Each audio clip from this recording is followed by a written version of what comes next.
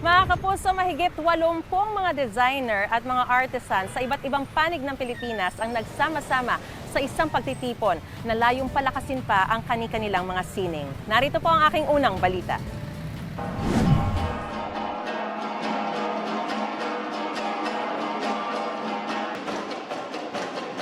Ito na ang isa sa pinakamalaking pagtitipon ng mga manghahabi, manlililok at iba pang artisan at craftsmen mula sa iba't ibang bahagi ng Pilipinas.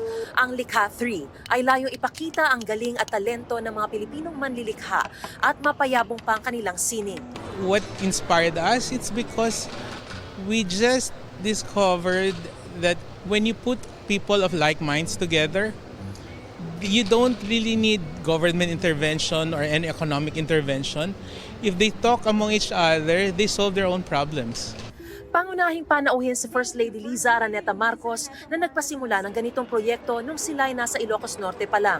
Pebrero nung nakaraang taon lang sinimulan ang mas pinalaking likha at ngayon, 87 artists na ang kanilang napagsama-sama. One big challenge is how do we ensure that we are able to serve our artisans well, and they were able to be, they will be provided by our national government agencies, and for them to have that sort of inspiration na when they join Likha, there's something to look forward to. Kasama rin sa mga sumuporta si Chinese Ambassador to the Philippines, Wang Silian, na bumili ng iba't ibang produktong Pilipino.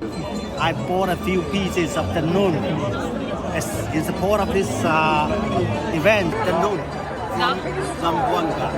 Zamboanga is a place where Chinese landed in the Philippines in ancient times. Layon din ang trade fair na ito na pag-ugnayin ang mga artisan at mga Pilipinong designer at pribadong kumpanya para sila'y magtulungang mapanatili ang mayaman at napakagandang tradisyon nating mga Pilipino.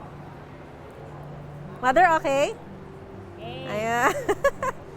Ang tattoo artist na si Noda nawalan ng trabaho noong pandemic. Ngayon, isa na siyang miniaturist at lumilikha ng mga diorama tungkol sa mga pang-araw-araw na buhay ng mga Pilipino.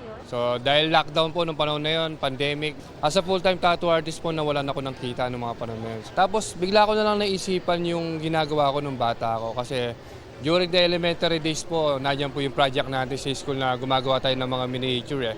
Ang mag-aamang Pedro Sr., Pedro Jr. at Michael Angelo naman, ginamit ang mga nasirang kahoy noong bagyong Yolanda para makagawa ng religious sculptures.